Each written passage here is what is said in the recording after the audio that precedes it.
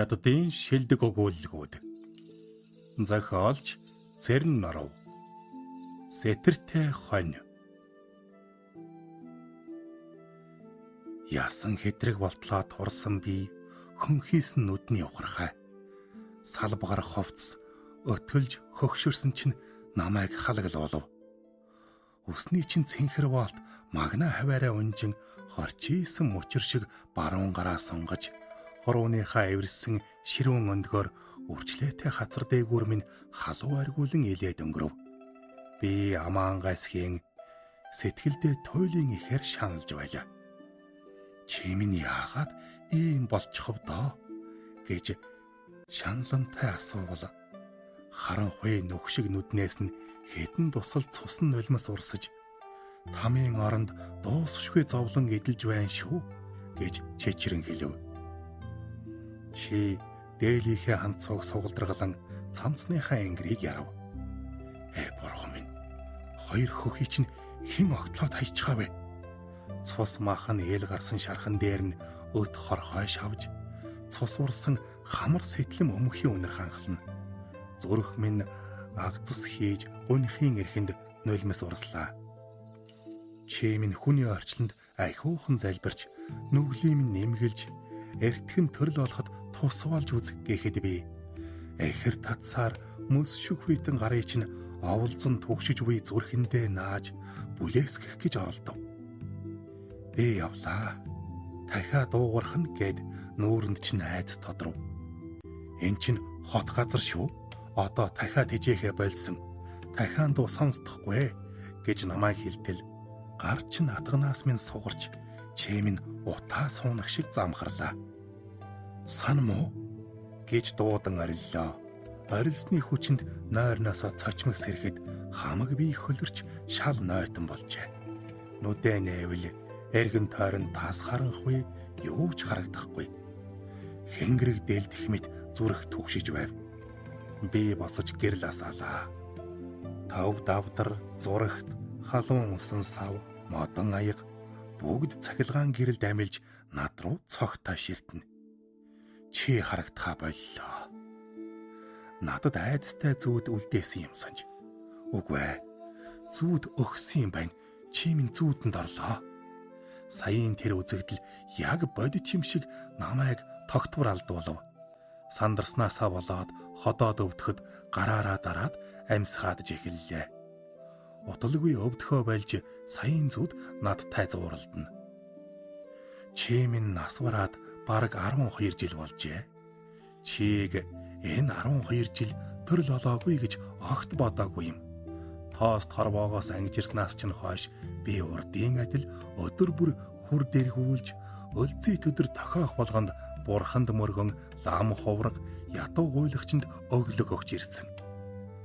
Залбирсан минь бас дотоо гэж юу? Чамд зовлон идлүүлсээр байгаадаа дотор муухай аргина. Өнөө өглөө мөнх цуу хийдэд очиж чинийхээ төлөө саяг шатааж дөрвөн талын баг дуганд зул барин чамайгаа эртхэн төрөл олоосоо гэж даатхий та. Миний нойр нэгмөсөн хулжиж хөшгөө ярж гадагш бараа харав. Гадаа түнэр харанхуй. Гэгэвчний шилэн дээр эцэж тураад үрчлээ суусан ёоцгүй царай тусна. Энэ бол би. Би үхэлд ийм ойрхон. Үдэш унтахаар хэвдэх бүрдээ маргай шөглөө амьд сэрх хэсгээ үл мэднэ. Гом би гоцон толгойд хоргодож таталтах юм алга. Хизээ нэгэн цагт гэнэт тэрх үхлийг л хүлээж суун. Ханийн цаг 5-ыг заажээ. Тэнгэр гэгэртэл бас 2 цаг гаруй байна. Босож гараа угаагаад хойжуураас ус тосож гүнгэрвааны өмнөх усан тахилд нэмээд хүж барин алгаа хавсарч нэгүүлсэнгүү сэтгэлээр чамайг удирдан эртхэн төрөл олгохыг 3 эрдэндээ даатгалаа. Зуул, хадаг, арх зэргийг богцондоо хийж яваад гэрээс гарч замын гэрэлд гороо эргэв. Замд ахмаг насны сүсэгтнүүд эрхээ эмрэн амандаа ном уншиж хажуугаар минь алхаж өнгөрнө. Энэ үед чимээ шуугаангүй ажин түжин. Гаяа нэг машин тэрэг давхан өнгөрхийг тооцвол наминчлан шивнэх дуул сонстон. Энэ үед хүн сахиулсанд ойр болж хүний сэтгэлж тунгалагшаад альва залбирал сэтгэлийн гүнээс ундарна. Хардаа өмнө минь яваа буурал хөгшин алхам тутамдаа сунаж мөргөн. Майнын хурд эргүүлж яваа тэр өвгний ард бяцхан хав нохой баяртай нарахгүй хонхоо жингэнүүлэн шогшно. Үүнийг хараад сэтгэл уужирч итгэл найдварын гэгээ үзэгдэх шиг боллоо. Сан муу минь сонсооч дээ. Би гороо эргэхдээ бадам самбуу бурханд чамайг төрөл болох зам зүгт хөтлөхийг даатхан гуйсан шүү. Дүйсэм санжай гүүрүүр эмбүүчи ойдов гүндэг даваа чин баашаа. Барчд гүнсэл дүддүл дагва зал салван дэвсо жинжи лаа дуусал. Омаахон базар гүүрүү бадмаа сэдий хум. Өөр хаяарч будлан ордон нүдний өмнө сүндрэллээ. Зэкүү горооны замд номын хурд эргүүлэгчд багшран даатгалын дуу сангийн утаа огторгын зүг алгуурхан суунаглана. Хэрмийн Еролд сүндрэлсэн шижир алтан майны хурдыг эргүүлэхэд хүр дуугарна. Явсаар ядарсан би лусын цүнхээлийн чулуун сандал дээр сууж хүмүүсийн сүсгэлж байгааг харав. Энд суугаад чамайг бодлоо. Амьд явна гэдэг жаргалтай мөртлөө надад өөрийнхөө төлөө бас чиний төлөө нүглээ намжлах аз завшаан олгосон гэдгийг бодлоо. Өөхөл ирлээ гэхэд би айж холчихгүй. Хязгаартай насандаа би өөхөлд хандах бэлэг ухааныг боловсруулсан. Өөхөл намайг гуниглуулж айлгаж үл чадна. Тэр бол ёрдөөнийг амьдралын төгсгөл, гэхдээ эцсийн цэг биш. Харин хоёр тодхор арилж оюун бэлэг төгс болтлоо сансрын хүрдэнд төрөл арилжин тасралтгүй тэнүүчлэнэ. Үүнийг бодон урамшиж байтал цаахлай дуугарч бодлын минь таслав. Нарны туяа будлан ордныг будаж өглөө боллоо. Мөнх зууд амжиж очиж бурханд мөргөн саяг шатаах ёстой. Мөнх зуугийн их дуганд лам хулсан үзгээ алтан бэхэнд дүрж нэрээ чинь нарийнхан улаан цаасан дээр бичээд бурхан шагжаа мөний өмнөх алтан цогцот зуулд шатаав. Суналзан хөөрөх утаанаас чиний цон хийсэн үрчгэр царайг олж харах шиг боллоо. Цээж бачуурч хэсэг зур амьсгаа тасалдах шиг болов. Саяг шатлаа. Бурхан багшийн өмнө очиж сүсгэлэн залбираач гэж лам хэлв. Би цээжээ даран зулаа ламын гарт бариулж цагаан төмрөөр бүрсэн шатаар матсан хадгаа бурхан багшид өргөн баруун өлмид нь магнайгаа хүрхэн чинийхээ төлөө наминчлав. Би бас дөрвөн талын дугнуудад очиж номын сахиулсан нарт арх мөнгө өргөлөө. Бүгдэд мөргөж дуусахад үдэ арджээ. Ингээд сая өлсөж ундаасаж буйгаа мэдэрч нэг цайны газар орлоо. Тэнд гадаадын жуулчин олон байхаагаад тэд нэвсгэр уужим хувц өмсчээ. Нэг жуулчин охин миний хажууд ирд суугаад зураг татуулъя гэж гов. Би инээсээр зөвшөөрлөө. Намайг эдэж ууж дуусахад тэд баяртай хуучилсаар байв. Би тэндээс гарч явлаа. Цайны газраас гараад урт гудамжаар орж гансүгийн нэг эртээ таарав.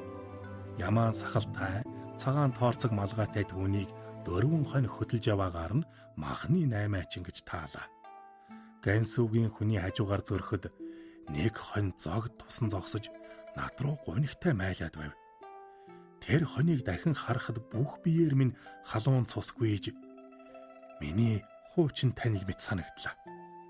Гансүү хүн хар хүчээрээ чангаахад тэр хонь нүдэндээ нулимстай чирэгдэн явлаа. Би жигтэйхэн догдолж хөөй гэж хэрэг болгон хашгирахад гансүүхэн цочмог эргэж харав. Энэ хоньнуудыг алгах гэж байна уу гэж урагштойхон асуухад болохгүй нь юу байна гэж сэрэмжтэй асуув. Би эрхээ хүзүүндээ зүгээд явган сууж саяын майлсан хоньыг элбэж үзв. Түүний хамаг би чичирч нүдэнд нь айдас зовнил дүүрч хоргол унгаж байхыг хараад уярч өрөвдлөө. Санмуугийн хилэнцгийг арилгахын тулд заацлуулах гэж буй тэр хоньыг худалдаж авахар шийдэв. Ямар үнэтэй гэвэл худалдахгүй гэв. Би заавал авна, амийн наварна гэж би хэлв. Гансүүхэн цочин гайхсан харцаар харж байснаа бодолд автав. Нарны туяа нүүрэн дээр нь тусаж харцыг улалзуулна. Хүслийг чинь хүндэтгэж ашиг тооцоо байли 300-аар өгье гэв. Түүний бодлоо орчилсон нь намайг их баярлууллаа. Би тэр дорн халааснасаа мөнгө гарган өгөхөд гансүүхэн даруухан далд хийж Осрын тайлан дээсний үзүүрийг надад атгуулад бусад хонио хөдөлсөөр цааш одов. Хонь минь, чи ёроолтой юм. Би амийг чинь аврыг. Урд төрлүүдтэй хураасан буян чинь энэ төрөлд чинь тусаа өглөө гэлээ. Би хонийг өөрийн мэдлэгүй чи гэсэн байв. Чи миний үгийг хайгарсан ч үгүй. Бусад хоньны араас майлв. Гансүүхэн эргэж харсангүй. Бусад хонио хөдлөөд гудамжны булан тойрч бараа тасрав. Удахгүй заацлуулах тэдний төлөө харамсаж хөзүүнд хэрхээ авч өнөөх 3 хоньны төлөө залбирлаа. Нарны туяа чи бид хоёрын дээр тосовч бидний зүрхний гунигийг сарниулж чадсангүй. Миний Монгол чамайг аварч чадна. Бид бас амьдрна гэдгийг бодооч гэж би хэлв. Чи толгоогоо өргөхөд нүдэнд нь тув тунгалаг нулимс цээлэгнэ харагдана. Би дахин явган сууж ноос нь сэгсээсэн биеийг нэлв. Чигийн биед өвс чулуу наалдсан байлаа. Хачирхалтай нь би санмууг читэй нэг цогц болгон бодож чигийн биеэс санмуугийн үнэр ханхлах шиг болов. Хөлсний өмхий ноосны сайхан холилдсан үнэр. Удаан үнэртэйгүй тэрл үнэр надад сэтэл өгч би чиг хязгааргүй хөөрхийлэн хайрлав. Би хацраа ноосонд нь нааж баярын нулимс асгарууллаа. Нам гүмхэн гудамжинд чи бид хоёр тэврэлдэж энэ хувь тохиолдоо баясан би нулимс унгалаа. Чиг хашаандаа авчирхад хөршүүд гайхсан харцаар харж байв. Хүүхдүүд хөөрөн гүйж ирээд тойрон зогсож харна. Өвөө, энэ таны хонь уу? Тийм ээ. Тэр юу идэдэг юм? Өвс ногоо. Өдийн хойно чигийн төлөө би цонхны доорх газрыг цэвэрлэж хаяхаасаа хайрлаад байсан олон юмаа тавьж өгөв. Чи гайхсан харцаар намайг ширтэн хамраа сэртэл зүүлнэ. Чамд хашаа барьж өглөө. Үлдсэн насаа энэ дөнгөрүүлэн шүүчээ гэж би хэлв. Чи намайг ширтсээр байлаа. Миний үгийг ойлгоогүй бол та. Цагийн зүүж ирэлцэн нарыг баруун хойд уулын ардаа байжв. Эхлээд чийд жаахан идэх юм худалдаж явна. Багуур гудамжнаас исламын сүм хүрдэг бяцхан гудамд оройн Сичуаны хүмүүс ногоо худалддаг юм.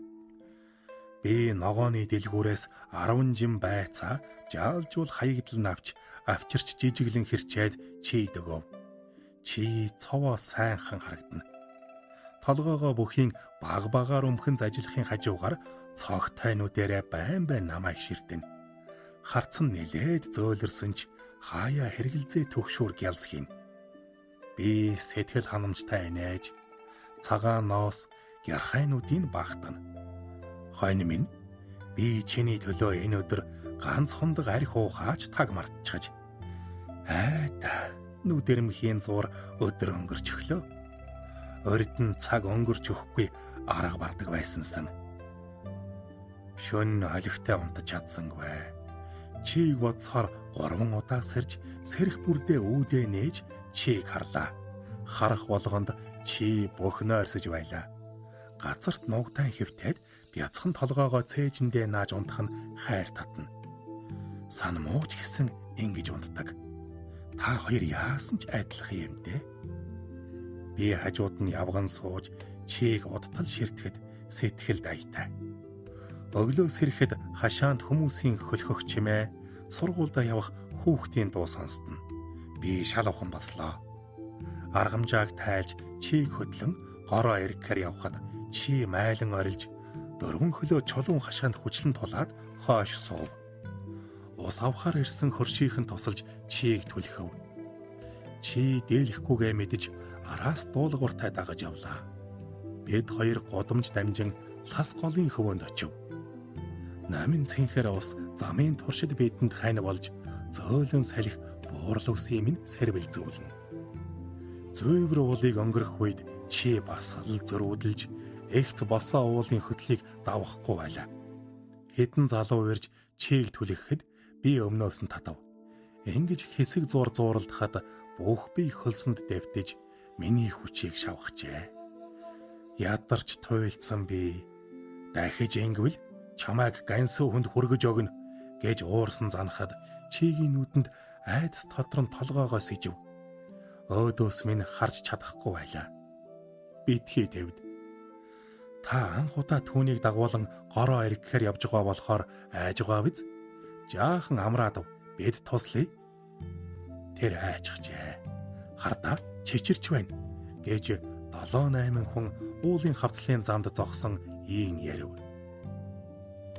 Хэмрийн дарцаг сэвшгээ салхинд намирч аяар дуугарна. Майнын чулууны сээлбэрч замын хажууд завилж сууж, майнын 6 үсэг сээлж байлаа. Нэг хөгшин богцноосоо нухсан замбаа гарган чигийн аманд ойртуулахад тэр хамраа сэртэлзүүлснээ хилээ гаргаж долоо. Хөөхий хонь минь чамайг сэтрэлсэн болохоор хэнж хорлохгүй айх хэрэггүй гэд толгойг нь илбэн нурууг нь алгатахад чи дуулуурт айг их чинь уулын хөдлийг давав. Би санд минь аргамжаа барин өмнө нь явав. Хүмүүсийн ном унших дуу араас дөнгөнэн.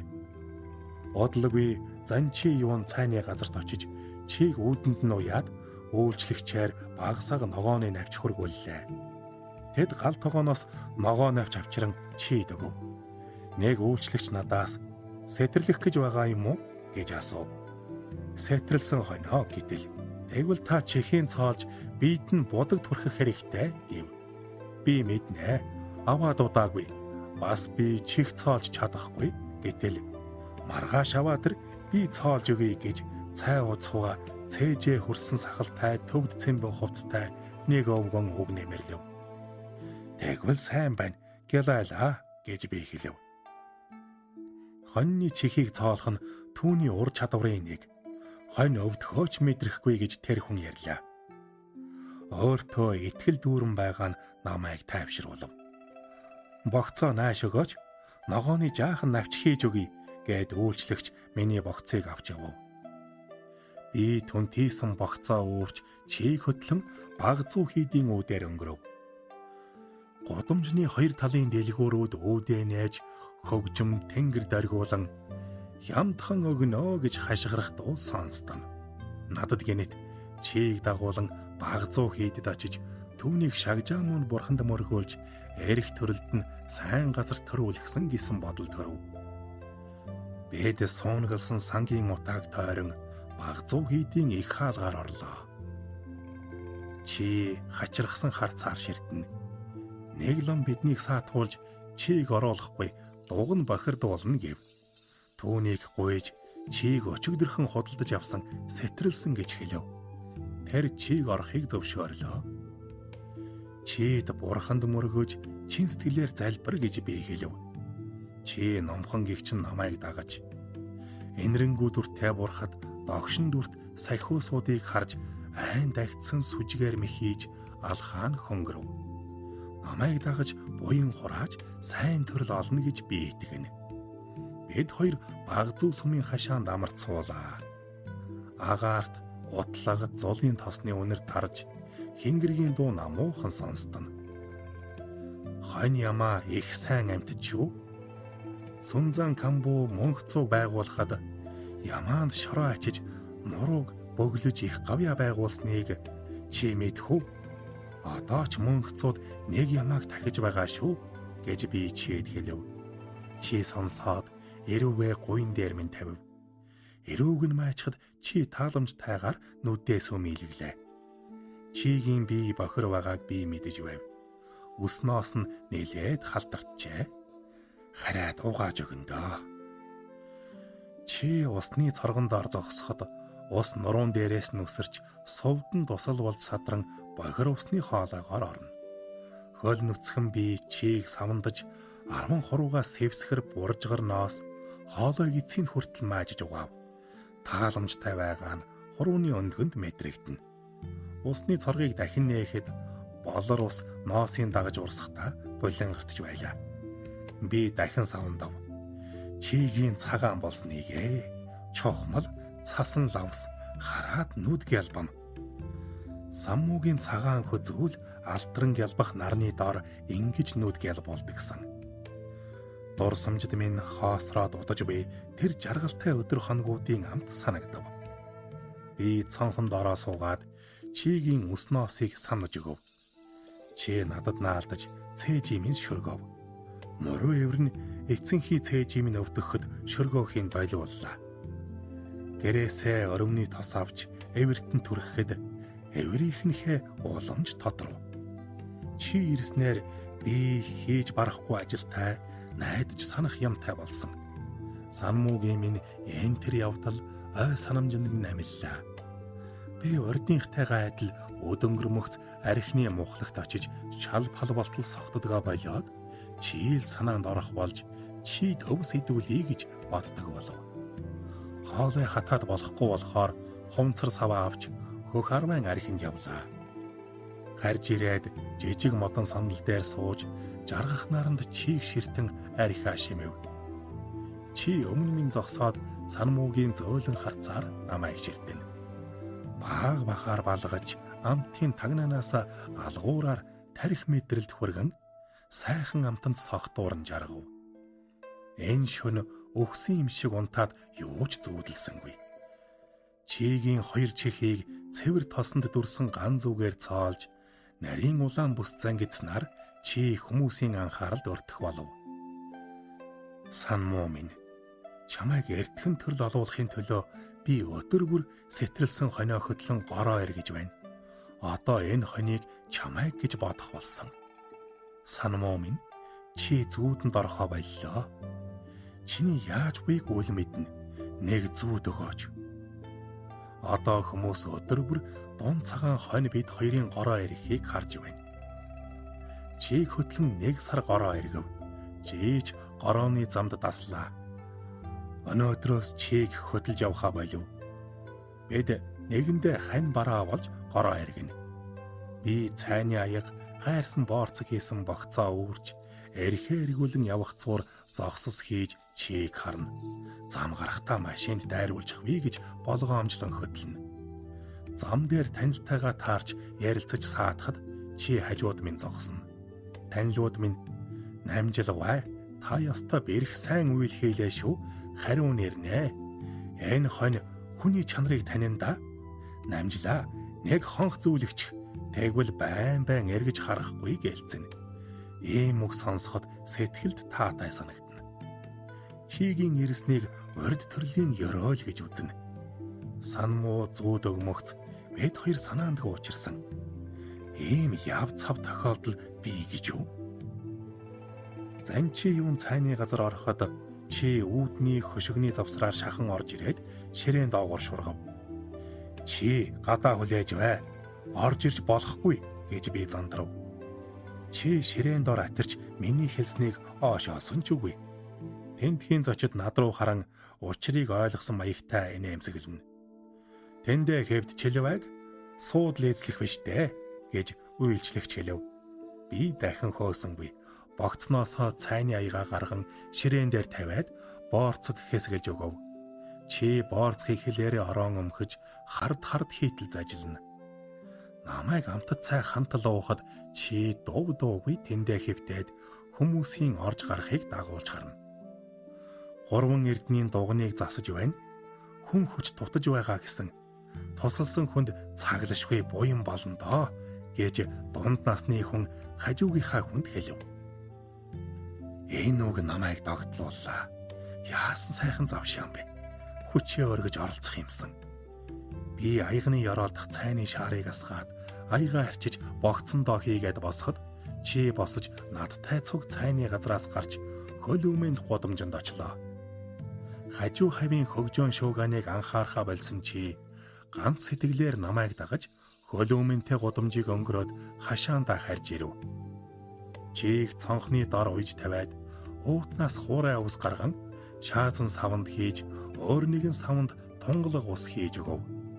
Чи тэр хоёр савыг харахтаа өлсөж ундаасан янзгүй байлаа. Чи дөрвөн хөлөө нуглан хөвтээд чихээ аяархан хөдөлгөж байв. Би сан муугийнхаа төлөө 3 эрдэнийн дуганд хэдэн төгрөг хандивлах яавал барилгын ажилд нь тослох уу гэж бодно. Мял богд хүний аим хороос нь нүглээ ариусгах гэж Марва багш чавилж нүгэл хилэнцээ хөдөлмөрөөр наминчилж нуруунд нь яар гарч идээлэн гар хөлн шалбарт зулгарсан атал шүд 100 тэсээр эцэст нь гэгэрснийг төвдүүд сайн мэднэ. Сан мууг сайн төрөл олуулахын тулд би 500 юан хандилж 1 сар хөдөлмөрлөөд сан муугийн нүглийг хөнгөлж өгнө. Ийм боцоор атал үдшийн бараан хөшиг нэгэл мэтгэд хашааг бүхэлд нөмөрчээ. Маргааш эрт босох тул би одоо унтах ёстой. Үүд тогшоход би цочин сэрээд яаран босож "Хэмбэ" гэж хашгирав. Үүд цохихоо болж гадаа намжин болов. Хар өглөөгөр хэн ирж үүд хаалга цохиж буйг би таасангүй. Айл сахалтынхан өвдсөн болов уу? "Хөөе, хэмбэ" гэж хашгирангаа гэрэл асаалаа. Бас л үүд цохилоо. Гэхдээ бүр илүү хүчтэй шавдуу нүдэж байна. Өмдөө бошуухан өмсөд очиж хаалгаа нээв. Гэрэлд нээгч хүн харагдсангүй. Доош харвал чи харангтэй үүдний хөшгийг түшээд толгоогоо өргөн майлж байв. Бачимдал тарих толгооноос замхрав. Чи гороо ирэхээр явъя гэж намайг дуудаж үүд цогсон аж. Чийг бовтнон хараасан ч дотроо баяртай байлаа. Гөнгөрвааны өмнөх усан тахилыг сэргээгээд хүж асаав. Дараа нь чийг хуурай өвсөөр тижээж гороо ирэхээр явлаа. Чи явган хүний цемтэн замыг дөргөн алхана. Бүх юм эв зохицолтой. Гүндээлийн ой хүрэхэд бороо орж бэдэд түргэн алхаж хоргодох газар ирлээ. Бороо ширүүсэн шайган асгарч зам дээр ус тунаж эхлээд миний гуталд ус орж чийч шал байтал норов. "Наашир борооноос хоргод" гэж өмнөөс хүн хашгирав. Эд нэгэн хоолны газрын хаалганы хонглын зүггөө. Тэнд байсан 7-8 хүний ихэнх нь гороо эргэсэн улсажээ. Чи бээрсэн бол та хамгийн цаан зогсож байсан залуу чийг өшөглөв. Хажуугийнх нь хүн "Сэтрэлсэн хойнуугааг харахгүй байна уу? Юундаа өшгөлнөв" гэж тэсгэлгүй хэлв. Залуу уг сөрөх гэтэл гороо ирэхээр ирсэн бусданч түүнийг зэмлэв. Залуу учрыг ойлгоод ширүүн бороонд гүйж замаа хөөлөө. Энэ залуус энэрэнгүй сэтгэлгүй адгуус шиг шүнжин арихтад харж байгаа бололтой. Нэл арих үнэртэж байсан гэлцэв. Бид хоёр тэдний санаа алдан хилцхийг чагнан бороо намдахыг хүлээж байлаа. Хагас цаг гаруун дараа бороо аятахад бид үргэлжлүүлэн гороо ирэглээ. Шал байтал нороод 3 эрдэнийн дуганд очиж гэсгүүл амыг ярьж олов. Би 500 юана хандивлаад бид хоёрыг энд үлдээн шав ажилчин болгохыг гуйв. Тэр зөвшөөрч өдийн хоолыг дугнаас өгөхөөс гадна 2 удаа цай өгнө гэв. Би их баярлав. Өнөөдөр шороо зөөх, шавар зуурах ажил хийлээ. Чийг дугны шатны хажууд уяв. Харж ирээд даавуунд дайлан оёж маргаашаас нь чийд тохоод элс шороо зөөлгөв. Чи нааш цааш зөөж дуган байгуулахад хөлс хөдлөмрөө зориуллаа. Лам нар энэ хонь мөнх цуг байгуулсан түүхийг дүрээр нь үзүүлж байна да гэлцэн. Бид хоёр энд 23 өдөр хүчээ өргөв. Ханын зураг зурах ажилд бид тусалж чадахгүй. Ажлаа дуусгасны дараах 4 дахь өдөр дугны нэг лам 6 уут нарийн өвс үрлэн эмтээ өгүүлжээ. Би үрэл эмийг усанд дэвтээж хэшиг өдөр бүр хоёул хэдэн балгууж хаяа энэ ариун усаар нүдийг угааж байлаа. Өглөө бүр чи үүд тогшин намайг сэрэн. Тэгээд чи төрүүлж би дагаж явна. Танилтайгаа уулзвал чи мөн явдгаараа явж тогтой газар очиод намайг хүлээн. Цайны газар орвол миний ширээн доогуур шургана. Цайлд суугаа хүмүүс чийг үзмэгц аягтайгаа аван өөр ширээнд очиж сууна. хүмүүс чийг таньдаг болжээ. Орчин зүүдэндээ сан муутай уулзав. Тэр үүл манан ороолцсон уулын замаар тайван алхаж явна. Сүүлдээ жаахан бүрэг бараг болж өөрхөн болж хувирсан шиг зүүдэндээ би дунд цагаан шүдээ яралзуулан инээн. Энэхүү баясал намайг сэргээв. Би орон дээрээ тавтай суугаад зүүдээ тайллаа. Сан муу тамийн зовлонгоос мултарсан нь түүний амгалан царайг гэрчлэнэ. Зүүдний сүүлч бүрэг бараг болсон нь төрөл олсны тэмдэг. Ийм бодсоор би ихэд огдолж нойр нэгмсэн хулжив. Шөн дунд ходоод минь магнай хөлс бур зайтал хэсэг өвдлөө. Ингэж өвдөөд байвал маргааш гороонд явж чадахгүй гэж бодлоо. Чи яах вүлээ? Энэ ходоодны өвчин цаг хэртээ өвдөд зүгээр болчих юм чинь гэж бодож амжлаа. Босож ходоодны юм уугаад дахин хөнжилдөө оров. Чийг үүд яврах үед би ходоод өвдөд хөдөлж чадахгүй байлаа. Чи улам хүчтэй үүд самардахад өвчнөө тэсвэрлэн очиж үүднээгээд аргамжааг нь тайлв.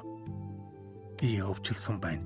Чи очиж гороо эргдээ гэвэл чи намайг цоо ширтэн цуг явахаар хүлээн. Чийг арай ядан хаалгаар гаргаж яв гэж түлхэв. Чи хойш иргэн намайг гөлрөн. Чийг яв гэж гараараа дохив. Чи санааг минь ойлгож цааш иргэн явхад туурайн тачигнан бараан тасарлаа. Би хэвтэж өвчнөө намдахыг хүлээв. Нар цонхны ороод тусахад би хэвтэртэй чигийн төлөө санаа зовж өвдөхөөч мартан хувцлаад чиг ирэхээр гарав. Магнай хөлс тусалж хөлөө дааж адан нуруугаараа хаалганыхаа хүрээ түшин суув. Арай гэж намдаад ирэхээр нь гудамжны үзүүрөөд харвал чи цайвалзан тодрлоо. Тэр гудамжны үзүүрээс яаралгүй наашлах бөгөөд хаяа зогсож дөрвөн зүгийг ажиглана. Чи ганцаараа гороо эргэж чаддаг боллоо. Би баярлсандаа уйлав. Арай гэж босоод чигийн эрхийг хүлээлээ. Түүнийг цонхон дороо аргамжаад хатсан өвс өгөв. Ходоод бас л өвдөж эхэллээ. Аргагүй нугдайн сууж өвдөж буй газраа гараараа дарв. Намжилахаа та яагав? Эмнэлэгт очиж үзүүлэл дээ. Нүүр царай чинь хүн аймаар болчихож таныг эмнэлэгт хүргэе. Хөршүүд минь тойрон ирж намайг эмнэлэгт хүргэнэ гэв. Би зөрүүдэлсэн ч эмнэлэгт үзүүлэхээр болов. Эмч өвчин чинь хүнд байна. Эмнэлэгт хэвт гэлээ. Би эмнэлэгт хэвтэхгүй гэж гожуудлан өвчин намдаагч тарьчих гэв. Хөршийнхэн намайг эмнэлэгт хэвтүүлэх гэж хүчлэн өдрийн 3 хоолыг бид ээлжээр зөөе гэлцэн. Би ихэд огдлов. Гэвч эмнэлэгт хэвтэж болохгүй. Эмч хөршүүдийг дуудан гадагшаа гарав. Буцаж орж ирэхдээ тэдний царай цонхийснийг үзээд би өвчнөө их хүндэрснийг мэдлээ. Эмчээ би ганц бие хүн өвчний байдлыг хэлээч дээ гэж эмчээс гуйв. Таны бие их ядруу байна. Эмнэлэгт хэвтэж совлох хэрэгтэй гэв. Та үннийг хэлчихэл дээ. Хүнд өвчин гэдгийг би хөршүүдийн харцнаас мэдсэн гэхэд хөршийнхэн битгий элдв юм бодоод бай. Өвчин чинь тийм хүнд биш. Юу ч гэсэн эмнэлэгт хэвтэж эмчилвэл гэж аргадав. Эмч минь оншоо надад өгөөч. Хичнээн муу байсан ч ажиггүй хүлээж авна гэхэд эмч хөршийнхнийг харлаа. Тэд доош харж таг дуугүй болов. Надад өөр хүүхэд байхгүй өөрөө л шийднэ. Үзүүлээч дээ гэхэд эмч арга буюу оншийг өглөө. Ходоодны хорт хавдраг исэн 3 уг нүдэнд тусахад зүрх шимширэв. Хоногийн тоо минь ойртов. Би үхвэл хонь минь яах вүлээ гэхээс дотор ээдрэн гуйвлаа. Хоргодож таталдах юмгүй өхлийг угтаж чадахгүй байлаа. Би эмчийг цооширтан би хэр удаан тэсхэв гэж асуув. Эмч мэдэхгүй гэвч эмчлүүлвэл илүү удаан амьдрна гэв. Би эмнэлэгт хэвтэхгүй. Энд өдөржин эм тарай хийлгэж хязгаартай цагаа талаар өнгөрөөнө. Дахин гороо эргэж бурханд мөргөж чадахгүй. Ингэвэл бие минь дордохоос өмнө сэтгэл минь хов хайрна. Эмчээ эхлээд өвчин намдаах тариа хийж хайрж гэрээ янзлаад маргааширж эмнэлэгт хэвтий гэж би худал хэлв.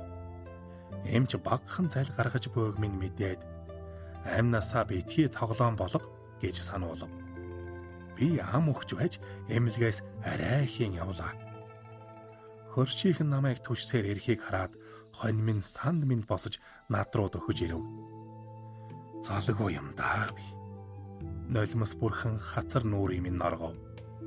Сан муугч бид ингэж эмнэлгээс тэрж ирсэнсэн. Тэр минь гэртээ амьсгал хураасан. Ингэж нулимс унгаад яах вэ? Хөршүүд намайг үхлээс айж байна гэж бодон шүү дээ. Хөршийнхэн чийг түлхээд намайг түшиж гэрт оров. Чигийн нулимс цээлгнүүлэн толгоогоо унжуулахыг харлаа. Хөршүүд минь намайг тойрч маргааш эмнэлэгт хэвтгэж ядахна. Зарим нь гүйж хараад тахианы өндөг тос өхрийн мах авчирв. Тэд сэтэртэй хоний минь тижээж бай гэж амлалаа. Энэ үг сэтгэлд таатай завинлий минь хөнгөлж өглөө. Хөршүүд намайг ядрах вэ гэж овон цовон харив. Хөшхөө татаж гэрлээ асаав. Ходоод минь хөнгөн өвдөж байв. Чийг гэрт оруулж би модон орон дээрээ суув. Чи хөлний дор хэвтээд толгой оргон намайг ажина. Чийг маажж өгөхөд та тайхан гэгчин нүдээс өмилгөв. Би хизээ өгөхээ үл мэднэ. Амьддаа чамайг дагуулж олон сайн үйл хийндэ. Тэгвэл чи нүглээ наминчилж эрэх төрөлдөө сайн газар төрнө. Би өглөө гэхэд хөршүүд минь чамайг өгтөлч нь халамжилна. Энэ төрөлд бид хоёр урд төрлийн барилдалгаа үргэлжлүүлсэн. Эрэх хэдэн төрөл арилжсны дараа дахин үргэлжлүүлнэ гэж чийд хэллээ. Чи үгийн минь ойлгосон юм шиг босож ирээд нүдэндээ нулимс мэлтэгнүүлнэ. Би хүзүүгээр нь тэрч тэнхээ митэн уйлав. Чигийн амьсгаа чихэнд минь санмуугийн амьсгаа шиг шүүхэн намайг тайвшруулав. Би их болсон 6 зүйлийн амьтан гачлан зовлон дайн дажин өвчин тахлаас хол зайлахыг даатгахын хамт чамайг эрэх төрөлдөө эрхэм баянид заяаж энэрлт аав ээж тайвуулж эрдэнэ мэт бурхны номтой эргэж учрах болоосай гэж даатгаж байна. Гэхдээ чийд олон юм ярив. Маргааш үхэх юм шиг байлаа. Гадаа нохой боргоход орой явуулсныг мэдлээ. Бид хоёр амрах хэрэгтэй. Чийг хөдлөн хашаанд аваачиж амраав. Би эмнэлэгт хэвтсэнгүй. Нэг их яарсан мэдрэмж намайг эзэмдэж, үүнээс хойш чийг дагуулж бүх том хийдээр мөргөл хийлээ. Хэшиг өдөр таарах бүр ногооны захаас хэдэн 10 жин амьд загас худалдан авч чийд ачиж гол даваачиж тавина. Загаснууд гялгар уутнаас хөвжөлтэй өсрэлдэн гарч сүүлээ хөдөлгөн голын хөвөний замагт усанд орж бараа сураг тасарна. Бид хэдэн зуун ам аварлаа. Бид хоёр тунгалаг голыг харав. Голын ус хөх тэнгэр цагаан үлсийг талдна. Зөөлөн салхи хэлбэхэд цэнгэр ус артаж хөх тэнгэр цагаан үл мяралзна. Мод бургас нахилзан шуугиж голын эрэг цэлийтэл ногоорч хэдэн ирвэхэ эргэнэсэн. Бид урам зоригтой сэтгэл энэрл өршөөлөөр бялхана. Голын хөвөнд завлан сууж хөх арван архиа задлан аажуухан шимэв. Эрхээ түргэн эргүүлэхэд хэлхэн зөөлөн хавралдаж сэтгэлийн минь тайтгаруулна. Чи тавтай дэшилж хаяа чихтэл дийлхэн шууган өнгөрөх машиныг сэрэмжтэй ажиглана. Нар жаргахаас өмнө бид харьлаа. Зуны сүүлээр сүмд гэгэнтэн ном айлдав. Би читэй хамт ном сонсохоор очиход сүмийн хашаанд хүмүүс чахалдан сууж байлаа. Бид хоёр буулан цуулаа. Гэгэн ном тавихад чи чихээ босхон ном тайвнаар газар хэвтээд номын суудал цуусан гэгэнийг харна. Чигийн бие хөшвөл хүмүүсийн ард гарч нэг тойроод хажууд минь буцаж ирнэ. Инхийг хараад хүмүүс чиг өхөөрдөн инхрэйлнэ. Сүүлийн өдрүүдэд өдөр алгасалгүй очиж ном сонсдог хүмүүс өвс ногоо авчирч чигийн өмнө тавиад нурууг нийлж бурхантай өрөөлтэй сайнны үрийг олно гэж хэлдэг боллоо. Сүмийн лам нарч чийд гойд энэрл үзүүлж түүнийг дуганд орж мөргөл хийх гороо эрхийг зөвшөөрсөн бөгөөд чихэндэн зүүх улаан сэтэр хайрлав. Бид хоёр өдөр бүр буян хийсээр нүүдэрмих зуур намар дундрав. Энэ хугацаанд ходоод минь өвдөж байсан боловч урдын шиг тийм айхавтар өвдсөнгүй. Сан мууч надад дахиж зүүдлэгдсэнгүй. Хэдийн төрөл олсон гэж найдана. Сан мууг бодох минь гайгүй болж өдрөөс өдөрт хониндоо санаа тавина. Өгсний минь дараа чийг халамжлах хүнгүй. Чийг хал үзэхээ сайн. Чийг хашаанаас хөөгдөхөө сайн. Энэ хүү зовлонд бодол тархинд минь эргэлдэж намайг дахиад хэдэн жил амьдрахаар чармай гэж шаардах шиг. Өдөр бүр лам гурван эрдэнд намайг тоост хорвоод илүү хэдэн хоног амьдруулахыг даатгаж байлаа. Намар дунд үед чийг дагуулan урт мөргөл хий гэж бодов. Энэ тухай чийд хэлэхэд нүдэнд нь очгялцах аваа. Чийд шин дайлан өөртөө памбу банзал хийж бэлтгэлээ базаав. Тэнгэр гүйцэд гэгээрээгүй харанхуй баг багаар шингэрэн үехэн цэнхэр өнгө тодров. Нэг алхаад сунаж мөргөн тун удаан явхад чи хажууд минь намайг харж аажуу гэлтэрнэ. Чигийн дээр очисан дайлангийн зүүн талд жаахан замбаа, нэг лонх цай, баруун талд нь атга байцаа, нэг хумцар савтай ус буй. Нар мандах үеэс бид мөргөл хийсээр доосон замын өмнө хүрээд байв. Олон том суудлын машин шууган ирж замын хажууд зогсоод гадаад дотоодын жуулчид тэрэгнээс бууж байлаа. Тэд бид хоёрыг үзээд хүрээлэн шавж зогсолтгүй зураг дарж сүйд болов. Би сунаж мөргөн босоод хоёр алхаад дайхан сөгдөнө. Юмаа ицсэн чи хажууд минь дагна. Зарим жуулчин бидэнд өглөг болгон мөнгө өгөхөд би авч алгаа хавсран баярлалаа гэв. Энэ мөнгийг бид нэг өдөр сумд хандивлна. Бид мөргөл хийсээр тэднийг ардаа орхив.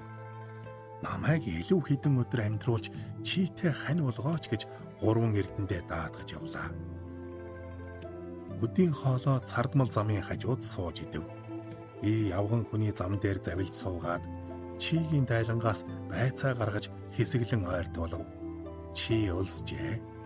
Хэд өмхөөд л идэж дуусгав. Өдөн байцаа өмнө нь тавьж өгөөд цай аягалж зам баага гаргав. Замын хүмүүс тэсгэлгүй бид хоёрыг эргэж хараад яруухан явж одно. Чийд дахин замбаа өгөөд усаа гялгаруутанд хийж чийг хантал болгов.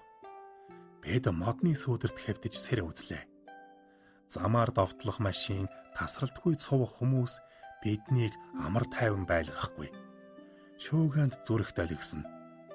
Бид урд мөргөлөө дахин эхлэв. Хурц нар намайг хөлсөнд дэвтээж мөргөлийн цементэн тавцсан цээжийн шалзлах шахана. Энэ бүхэн ч яах вэ? Би мөргөлөө л хийн. Маргааш нь бид өчигдрийн зогссон газраасаа мөргөлөө үргэлжлүүлв. Хажууд минь 10 хэдэн хүн урт мөргөл хийж явна. Ховц хунараас нь үзвэл тэд алс зүүн төвдөөс ирсэн нь лавтай. Сунаж мөргөх дуунд бид замын турш цуг мөргөж үүр цайлглаа. Өглөөний нар мандахад өмнөх зам агшин зур алтарна. Алтрах туяанд чигийн цагаан онг улам цэвэр ариун болж өчүүхэнч хэр тоос халдаагүй цагаан янхуа мэт харагдана. Төгсөв. Орчуулсан Цэцэн баяр.